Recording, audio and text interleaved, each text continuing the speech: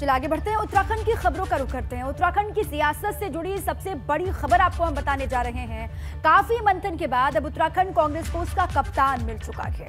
कांग्रेस ने उत्तराखंड में करण माहरा को नया प्रदेश अध्यक्ष बना दिया है और विधायक दल का नेता यशपाल आर्य को बनाया गया है, जबकि विधायक दल के उपनेता के रूप में भुवन चंद्र कापड़ी की नियुक्ति हुई है। बता दें आपको कि कापड़ी ने विधानसभा चुनाव में पुष्कर सिंह धामी को हराया था। तो देखिए, लगातार मंथन का दौर देखने को मिल रहा था, लेकिन अब फैसला सामने आ चुका है। कांग्रेस विधायक दल के नेता बनाए गए यशपाल आर्य और यशपाल आर्य होंगे उत्तराखंड सदन के नेता प्रतिपक्ष। भुवन कापड़ी को भी जिम्मेदारी दी गई है, उपनेता प्रतिपक्ष वो बनाए गए हैं।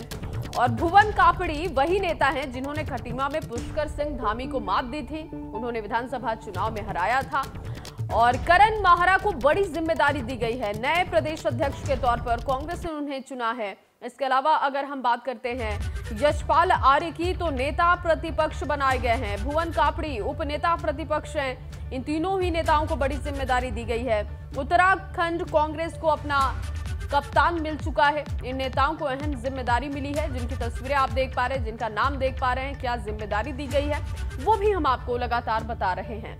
तो करण माहरा प्रदेश अध्यक्ष हैं कांग्रेस के। अब उत्तराखंड प्रदेश अध्यक्ष के तौर पर कांग्रेस की तरफ से वो जिम्मेदारी संभालेंगे। नेता प्रतिपक्ष यशपाल आर्य हैं, जबकि भुवन कापड़ी जिन्होंने पुष्कर सिंह धामी को खटीमा में हराया था, उन्हें उपनेता प्रतिपक्ष बनाया गया है कांग्रेस की तरफ से। तो कई नामों पर मंथन चल रहा था, लेकिन जो फैसला हुआ है इन नामों पर हुआ है, जिसमें करण माहरा का नाम है। प्रदेश अध्यक्ष कांग्रेस बनाए गए हैं वो। यशपाल आर्य को नेता प्रतिपक्ष बनाया गया। उपनेता प्रतिपक्ष भुवन कापड़ी को बनाया गया है। और देखिए, तमाम चेहरे अपने आप में बहुत अहम है। हालांकि करण माहरा को लेकर जानकारी ये है कि 2022 के विधानसभा चुनाव में उनको हार मिली थी भाजपा के कैंडिडेट से, लेकिन उसके बावजूद भी उनको ये बड़ी जिम्मेदारी दी गई है। और करण माहरा को अध्यक्ष बनाए जाने के बाद से वहां के जो युवा कार्यकर्ता हैं वो बेहद अहम है कांग्रेस के, क्योंकि युवा चेहरा है करण माहरा। और खुशी का माहौल उत्तराखंड में है उनके नाम के ऐलान के साथ ही। और वही उत्तराखंड की सियासत से जुड़ी सबसे बड़ी खबर आपको दे दें। कांग्रेस में फेरबदल के बाद सीएम से मिले प्रीतम सिंह और सीएम आवास पर मुख्यमंत्री से कांग्रेस विधायक प्रीतम सिंह की मुलाकात हुई है। सीएम धामी और प्रीतम की मुलाकात को लेकर चर्चाएं तेज हो चुकी हैं। कांग्रेस के पदों से पैदल होने के बाद प्रीतम सिंह मुलाकात करने के लिए पहुंचे पुष्कर सिंह धामी से। अब इसके बाद से चर्चाएं उफान पर है, सातवें आसमान पर है कि क्या हो सकता है इसके पीछे की वजह। कांग्रेस में फेरबदल के बाद सीएम से मिले हैं प्रीतम सिंह, जो इससे पहले नेता प्रतिपक्ष की भूमिका में रहे हैं। और इस बार भी उनका नाम सबसे आगे चल रहा था कि उनको नेता प्रतिपक्ष एक बार फिर से बनाया जाएगा, लेकिन ऐसा हुआ नहीं। यशपाल आर्य को जिम्मेदारी दी गई है नेता प्रतिपक्ष की। और इसलिए देखिए, अब जो ये मुलाकात हुई है सीएम धामी के साथ में प्रीतम सिंह की, इसीलिए चर्चाएं इतनी ज्यादा हो रही हैं। कांग्रेस में प्रीतम सिंह को कोई भी बड़ी जिम्मेदारी नहीं मिली। हालांकि बार बार ये कहा जाता रहा है कि उत्तराखंड में हरीश रावत के बाद अगर दूसरा कोई बड़ा चेहरा है तो प्रीतम सिंह का है और उनको कोई बड़ी जिम्मेदारी मिलेगी। तस्वीर भी आपको हम दिखा रहे हैं, जब मुलाकात हुई सीएम पुष्कर सिंह धामी के साथ में प्रीतम सिंह की, उसी वक्त की तस्वीर आपके सामने है। और इस तस्वीर के बाद अब सियासी गलियारों में चर्चाएं इस बात को लेकर कि प्रीतम सिंह कुछ बड़ा करने वाले हैं क्या, क्योंकि उनको भी बेतहाशा उम्मीदें थी हाईकमान पर कि उनको कोई बड़ी जिम्मेदारी मिलेगी, लेकिन ऐसा नहीं हुआ। अब इसके बाद ये मुलाकात की तस्वीर जो है वो सोशल मीडिया पर छाई हुई है। बिल्कुल दीपा, और एक्सक्लूसिव तस्वीरें एबीपी गंगा अपने दर्शकों को दिखा भी रहा है। देखिए, उत्तराखंड कांग्रेस की नई टीम तैयार हो चुकी है। वो लेटर भी दिखा रहे हैं किसको क्या जिम्मेदारी मिली है। लेकिन दूसरी तरफ प्रीतम सिंह, जो कि मुख्यमंत्री से मिलने के लिए मुख्यमंत्री आवास पहुंचे थे, और नई टीम में जब जिम्मेदारी नहीं मिली है और उसके तुरंत बाद वो जाकर वहां पर मुख्यमंत्री से मिले, तो ऐसे में अटकलें तेज हो चुकी हैं। विनोद मेरे सहयोगी जुड़ चुके हैं। विनोद, क्योंकि रेस में नाम तो था, चर्चाएं भी हो रही थी, लेकिन टीम में जगह नहीं मिली और ऐसे में सीएम से मुलाकात भी प्रीतम सिंह ने कर ली। क्या कोई बड़ा फैसला वो ले सकते हैं? इस तरीके का अनुमान जाहिर किया जा सकता है? जया, देखिए, प्रीतम सिंह की मुलाकात शिष्टाचार भेंट हो सकती है मुख्यमंत्री से, लेकिन जब एक कश्मकश और जब लंबी जद्दोजहद कांग्रेस पार्टी में चल रही हो, हालांकि उस जद्दोजहद से केंद्रीय आलाकमान की ओर से पर्दा उठा चुका है।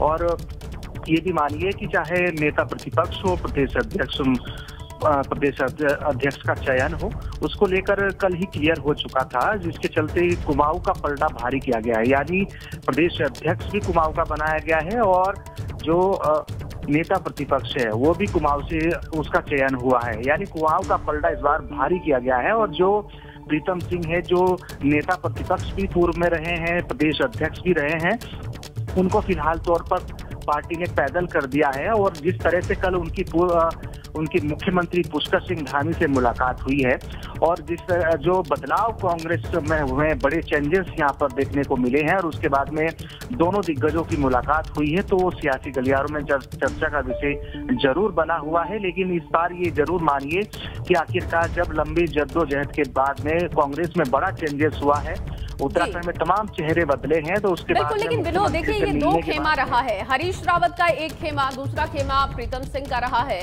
और जो लिस्ट सामने आई है नई टीम की और जिन्हें बड़ी जिम्मेदारी दी गई, उसमें हरीश रावत का पलड़ा भारी दिखाई दे रहा है, उनका दबदबा दिखाई दे रहा है। तो क्या ये एक बड़ी वजह है कि साइडलाइन किया गया प्रीतम सिंह को? बिल्कुल, ये भी बहुत एक बड़ी वजह है। और जिस तरह से एक अंदर खाने जो लड़ाई हम देखते आ रहे थे कि लगातार 2022 के विधानसभा इलेक्शन से पहले लगातार कांग्रेस में उठापटक का दौर जारी था, हर कोई मनमुटाव में था।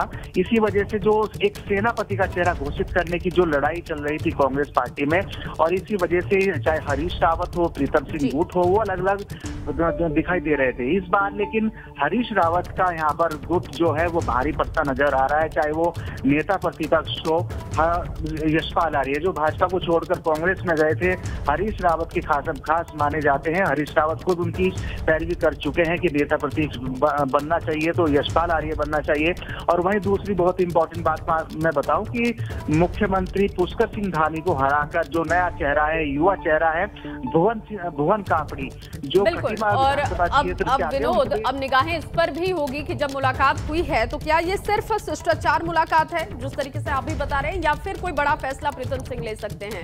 बहुत शुक्रिया फिलहाल आपका तमाम जानकारी के लिए। और जया, राजनीति में टाइमिंग का बहुत बड़ा मसला होता है, टाइमिंग को बहुत ज्यादा ध्यान में रखा जाता है। अभी तक शिष्टाचार मुलाकात नहीं की उन्होंने, हालांकि सरकार गठन के बाद अब अचानक से जब कांग्रेस के भीतर पद बांट दिए गए, उसके बाद इस तरीके से मुलाकात करना, अब देखिए इंतजार करते हैं। मुलाकात तो हुई है लेकिन क्या बात हुई है इसलिए थोड़ा सा इंतजार करना होगा।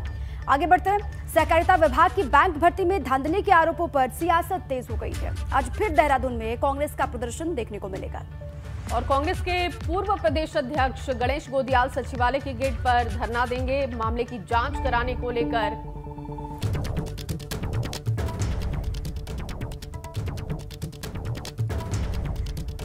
बताया जा रहा है कि ये धरना प्रदर्शन सुबह 11 बजे शुरू होगा, जिसमें सरकार के खिलाफ नारेबाजी की जाएगी।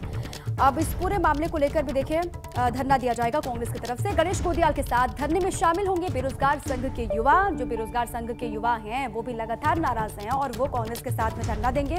सहकारिता विभाग में धांधली के आरोपों पर हंगामा लगातार उत्तराखंड में जारी है। सचिवालय गेट के सामने धरना देंगे पूर्व कांग्रेस प्रदेश अध्यक्ष गणेश गोदियाल।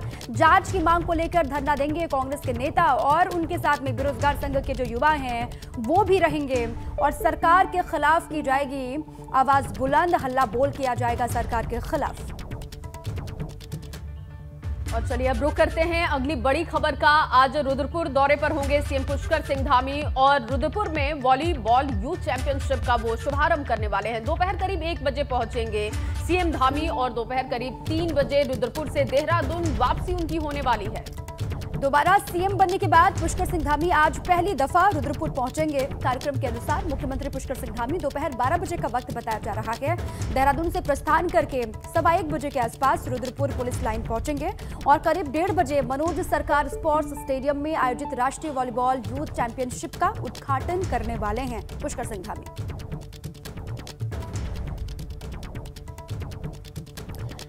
चलिए इसी पर हमारे सहयोगी विकास कुमार जुड़ चुके हैं, सीधे उन्हीं का रुख कर लेते हैं।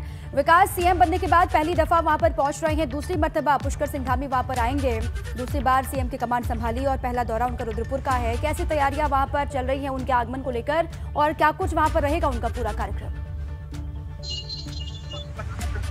तरीके से जब से मुख्यमंत्री बने हैं दोबारा पुष्कर सिंह धामी, तो ये उनका पहला दौरा रहेगा उधम सिंह नगर जनपद के लिए। और जो यहाँ स्पोर्ट स्टेडियम है रुद्रपुर का, वहाँ पे ये कार्यक्रम पूरा आयोजित किया जाएगा, जिसमें वॉलीबॉल जो प्रतियोगिता है, नेशनल लेवल की जो है प्रतियोगिता है, उसमें जो है प्रतिभाग करेंगे। और इसमें जो काफी खिलाड़ी पहुंच रहे हैं खेलने के लिए उत्तराखंड में, तो उत्तराखंड में जो ये नेशनल गेम हो रहा है इसका उद्घाटन जो है रुद्रपुर में किया जाएगा और आज मुख्यमंत्री पुष्कर सिंह धामी इसका खुद उद्घाटन करेंगे। और मुख्यमंत्री बनने के बाद जो दोबारा मुख्यमंत्री बने हैं पुष्कर सिंह धामी, उसके बाद बनने के बाद आज पहली बार मुख्यमंत्री रुद्रपुर पहुंचेंगे। तो रुद्रपुर की पुलिस लाइन में ये पूरा कार्यक्रम जो है आयोजित किया जाएगा, क्योंकि जो कार्यक्रम है उनसे पहले कार्यकर्ता उनका स्वागत करने के लिए पहुंचेंगे। उसके बाद हेलीपैड पर उनका स्वागत किया जाएगा। उसके बाद वहां से कुछ ही दूरी पर स्टेडियम स्थित है जहां पर ये गेम होने हैं, तो वहां गेम में पहुंचेंगे, प्रतिभाग करेंगे, उसका शुभारंभ करेंगे मुख्यमंत्री पुष्कर सिंह धामी। और उसके बाद कुछ समय उनका आधे घंटे का आरक्षित रखा गया है, उसमें कार्यकर्ताओं से मिलेंगे और जो खिलाड़ी हैं उनके जो पदाधिकारी हैं एसोसिएशन के, उनसे मिलने का जो कार्यक्रम रखा गया है। उसके बाद में लगभग 3:15 बजे मुख्यमंत्री पुष्कर सिंह धामी रुद्रपुर से देहरादून के लिए रवाना हो जाएंगे। और ये पहला दौरा है तो काफी अहम माना जा रहा है जिला प्रशासन द्वारा। साथ ही जो बीजेपी के कार्यकर्ता हैं वो उनमें काफी उत्साह देखा जा रहा है और वो इस तैयारियों में लगे हुए हैं। ठीक है विकास, पहुंचेंगे, उनका आगे भी नजर बना के रखिए, आपसे अपडेट लेंगे। फिलहाल के लिए आपका बहुत शुक्रिया तमाम जानकारी के लिए। आगे बढ़ते हैं। मुख्यमंत्री पुष्कर सिंह धामी हरिद्वार दौरे पर पहुंचे और इस दौरान मुख्यमंत्री ने भूपतवाला क्षेत्र में आश्रम का उद्घाटन किया। इसके साथ ही भागवत कथा में भी वो शामिल हुए। और इस मौके पर मुख्यमंत्री ने कहा कि कोरोना महामारी की वजह से चारधाम यात्रा पिछले 2 साल से सही ढंग से संचालित नहीं हो पाई थी। उम्मीद है कि इस बार यात्रा सुचारू रूप से चलने वाली है और इसमें सरकार हर तरीके की सुविधा यात्रियों को देगी। सीएम ने कहा कि राज्य सरकार की कोशिश है कि यात्रा में जो भी श्रद्धालु आए हैं वो बगैर किसी परेशानी के सकुशल वापस लौटे और इसीलिए अधिकारियों को उन्होंने निर्देशित भी यहाँ पर किया है। अधिकारियों के साथ में भी बातचीत की। 2 वर्षों तक यात्रा चल नहीं पाई है महामारी के कारण। इस बार यात्रा अच्छी हो, लोगों के लिए सुगम हो, आसान और आरामदायक हो, किसी को कोई परेशानियों का सामना न करना पड़े। जो भी यात्री हमारे यहाँ आए सब सकुशल वापस जाएं, उनकी यात्रा अच्छी हो। और वहीं 4 धाम यात्रा को लेकर संत सरकार से मांग कर रहे हैं। संतों की मांग है कि 4 धामों में गैर हिंदुओं की एंट्री को बैन कर देना चाहिए। और इस पर पुष्कर सिंह धामी ने कहा कि जनता और साधु संतों के हित में जो भी फैसला लेने की जरूरत पड़ेगी वो फैसला लिया जाएगा बिना किसी संकोच के। अभी ऐसी कोई बात मेरे सामने आई नहीं है और कहीं भी ऐसा जो भी होगा, जो भी उत्तराखंड राज्य के हित में, संत समाज के, धर्म के हित में जो भी निर्णय होगा हम वो निर्णय लेंगे। हमने अभी एक यूनिफॉर्म सिविल कोड उत्तराखंड के अंदर लागू करने के लिए उस पर अपनी प्रारंभिक कार्रवाई हमने शुरू कर दी है। आगे भी जो जरूरी होगा उत्तराखंड राज्य के हित में, यहाँ के पर्यावरण को बचाने के लिए, यहाँ के जनसंख्या के घनत्व को बचाने के लिए, यहाँ की जो संस्कृति है, धर्म है, जो हमारे यहाँ की देवभूमि की जो अपनी मान्यताएं हैं, उन सभी को सुरक्षित और संरक्षित करने के लिए जो जरूरी होगा वो सब। बागेश्वर से खबर है। बागेश्वर के जिला अस्पताल में डायलिसिस यूनिट की शुरुआत हो गई है। परिवहन मंत्री चंदन रामदास ने इसकी शुरुआत कर दी है।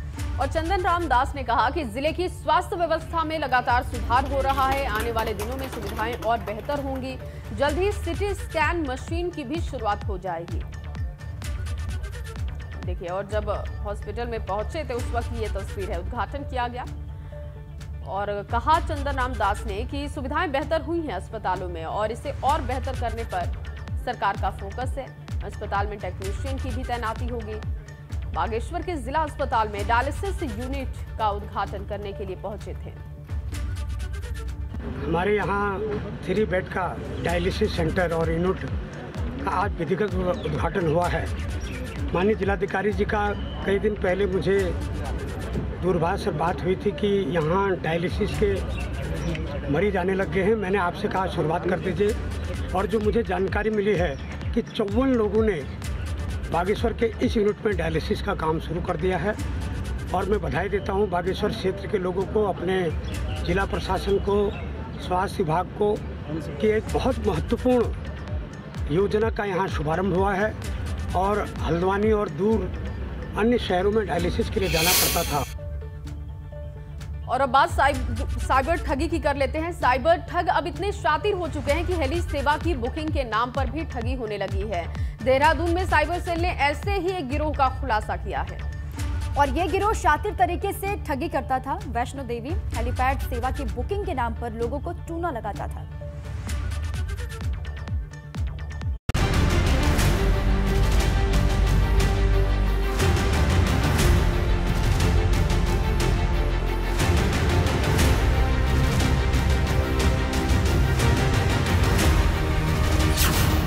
सुविधा के नाम पर ठगी का व्यापार। साइबर क्रिमिनल पुलिस ने किए गिरफ्तार। अगर आप मां वैष्णो देवी के दर्शन करने जा रहे हैं और सोच रहे हैं हेलीकॉप्टर के जरिए मां के दरबार तक पहुंचा जाए, तो जरा रुक जाइए, क्योंकि हेली सेवा के नाम पर ठगने वालों की फौज की बुरी नजर आप पर है। दरअसल देहरादून पुलिस को लगातार जानकारी मिल रही थी कि वैष्णो देवी के दर्शन करने के लिए टिकट बुकिंग के नाम पर उनको ठगा गया है, जिसके बाद पुलिस इस मामले की तफ्तीश में जुट गई थी और फिर पुलिस के हत्थे चढ़े दो शातिर। पुलिस की गिरफ्त में खड़े ये दोनों वही साइबर ठग हैं जिन्होंने लाखों रुपए ठग ली।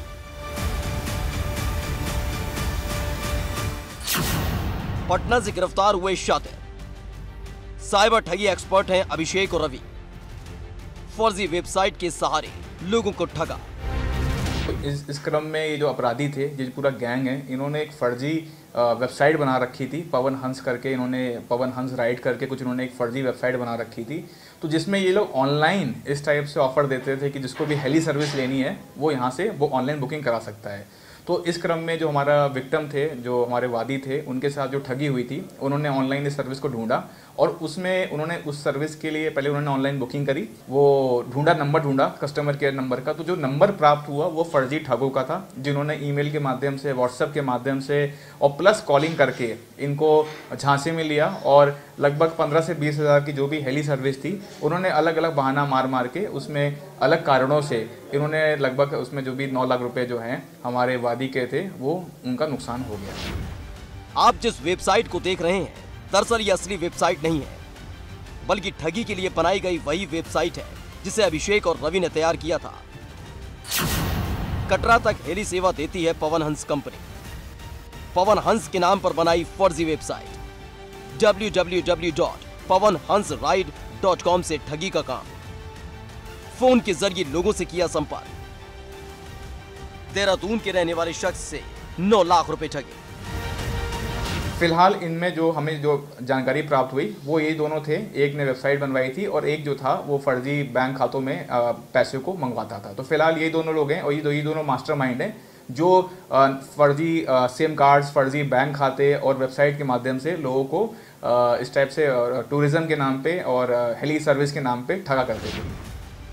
जैसे ही पीड़ित ने अपने साथ हुई ठगी की जानकारी पुलिस को दी, वैसे ही पुलिस ने एक एक डिटेल खंगालनी शुरू कर दी और इस मामले के तार सीधे बिहार से जुड़े, जहां के रहने वाले अभिषेक और रवि इस फर्जी वेबसाइट को चला रहे थे और लोगों को ठगने का काम कर रहे थे। आरोपियों के पास से 12 मोबाइल फोन बरामद, 18 एटीएम और 14 सिम कार्ड बरामद। अलग अलग अकाउंट में मंगवाते थे रकम। इसमें इनका अगर आपराधिक इतिहास बोलूँगा तो फिलहाल अभी इनका आपराधिक इतिहास हमारे सामने नहीं आया है, परंतु जो हमारी टीम द्वारा, इसमें बताना चाहूँगा कि हमारी टीम द्वारा बहुत ही अच्छा कार्य किया गया वहाँ बिहार जाके, जिसमें इन्होंने 12 मोबाइल फ़ोन और 18 डेबिट कार्ड यानी कि एटीएम कार्ड और प्लस 14 सिम अलग अलग कंपनियों के बरामद किए। तो मैं बताना चाहूँगा कि जो 12 मोबाइल फ़ोन है, जो कि बहुत बड़ी रिकवरी है, तो इसमें अब विवेचना में जो हमारी जो इस केस में आगे प्रगति होगी, उसमें इन मोबाइल फ़ोन्स और जो 14 सिम मैंने बताए, 12 मोबाइल फ़ोन और 14 सिम है, उसका जो डेटा है तकनीकी तौर पर खंगाला जाएगा और इसमें हमें पूर्ण आशा है, क्योंकि इतना बड़ा ये गैंग चला रहे थे। देहरादून पुलिस ने इस मामले का खुलासा कर दिया है और ठगी करने वाले दोनों शातिरों को गिरफ्तार कर लिया है। लेकिन फिर भी जरूरी है कि आप सतर्क रहें और पैसा ट्रांसफर करने और किसी भी लिंक पर संपर्क करने से पहले जांच लें कहीं वो फर्जी तो नहीं है। एबीपी गंगा के लिए देहरादून से रवि कैंतुरा की रिपोर्ट। आगे बढ़ते हैं। अब बात होगी भ्रष्टाचार के उस बुर्ज खलीफा की जो नोएडा में बना हुआ है और जल्द ही उसे बारूद से ध्वस्त कर दिया जाएगा। दरअसल नोएडा के ट्विन टावर में ब्लास्ट टेस्ट किया गया और ये देखा गया कि जब 22 मई को 5 किलो बारूद ट्विन टावर की नींव में डाला जाएगा तो कितनी तेजी के साथ अवैध तौर पर खड़ी हुई ये इमारत ध्वस्त होगी। और आप भी देखिए कि जब ब्लास्ट टेस्ट हुआ तो कैसे थर-थर कांपने लगी बिल्डिंग।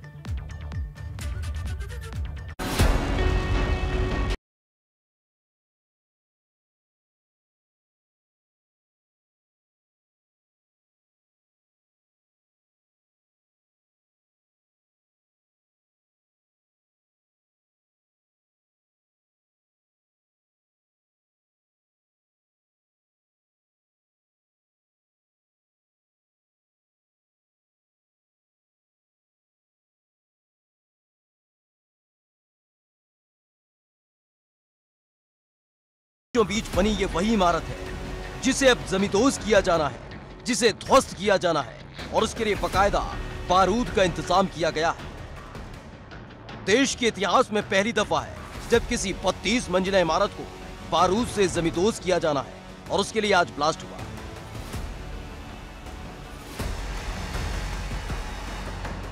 दरअसल नोएडा के सेक्टर 93A में बना है ट्विन टावर। अवैध तौर पर खड़ा किया गया ट्विन टावर। सुप्रीम कोर्ट ने टावर गिराने का दिया था आदेश। ट्विन टावर गिराने की तारीख तय हो चुकी है। 22 मई को इस ट्विन टावर को गिरा दिया जाएगा, लेकिन उससे पहले रविवार को टेस्ट ब्लास्ट किया गया। पलवल से मंगाया गया विस्फोटक। 2:30 बजे ट्विन टावर में हुआ विस्फोट। 14वें और बेसमेंट में किया गया टेस्ट ब्लास्ट।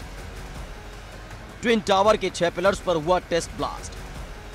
सुपरटेक कंपनी ने इस ट्विन टावर को बनाकर खड़ा किया था और इस दौरान सारे नियम कायदे कानून को खूंटी पर टांग दिया था, जिसको लेकर सुप्रीम कोर्ट ने सख्त आदेश दिया था। 31 अगस्त 2021 में पहली दफा ट्विन टावर गिराने का आदेश सुप्रीम कोर्ट ने दिया, जिसके बाद सुनवाई लगातार चलती रही और 7 फरवरी 2022 को सुप्रीम कोर्ट ने सख्त आदेश फिर से जारी किया कि जल्द से जल्द ट्विन टावर गिराया जाए। इसके बाद प्रशासन ने इस 32 मंजिला इमारत को गिराने की जिम्मेदारी मुंबई की एडिफिस कंपनी को दी है, जिसने रविवार को ट्विन टावर गिराने के लिए टेस्ट ब्लास्ट किया और इस टेस्ट ब्लास्ट को सफल बताते हुए साफ कर दिया कि 22 मई को भ्रष्टाचार की इमारत ध्वस्त हो जाएगी। 22 मई को ध्वस्त होगा ट्विन टावर। ट्विन टावर गिराने के लिए इलाके में हाई अलर्ट जारी रहेगा। सिर्फ 3 सेकंड में ध्वस्त होगा ट्विन टावर। 5 किलो विस्फोटक सामग्री का होगा इस्तेमाल। ऑलरेडी हम लोग ने उनके जो बेसमेंट है, जैसे उनका ड्राइववे है, ऑलरेडी मतलब अभी जो मेन टावर है और बाजू का एम्ब्रल कोर्ट है उसमें 9 मीटर का गैप था। सो ऑलरेडी हमने उनका जो ड्राइव है वो डेमोलिश कर दिया है। सो कनेक्शन है वो दोनों का निकाल दिया है। सम पार्ट बाकी है, लेकिन मेजर पार्ट जो हमको क्रिटिकल था वो निकल गया है। और जो ये टेस्ट ब्लास्ट में क्वांटिटी ऑफ एक्सप्लोसिव हम लोग ने ऑप्टिमाइज किया है ताकि वो ब्लास्ट का इम्पैक्ट बिल्डिंग्स को ना हो, इसलिए हम लोग किसको इवैक्यूएट भी नहीं करना चाहते हैं। फिलहाल हर किसी की नजर 22 मई पर टिकी हुई है, जब इस ट्विन टावर को नेस्तनाबूद कर दिया जाएगा और एक मिसाल भी कायम होगी कि कानून को खूंटी पर टांग कर धन धनाते हुए जो इमारतें बनाई जा रही हैं वो चस की तस खड़ी नहीं रहेंगी, बल्कि उनको ऐसे ही ध्वस्त किया जाएगा। Bureau report, ABP Ganga.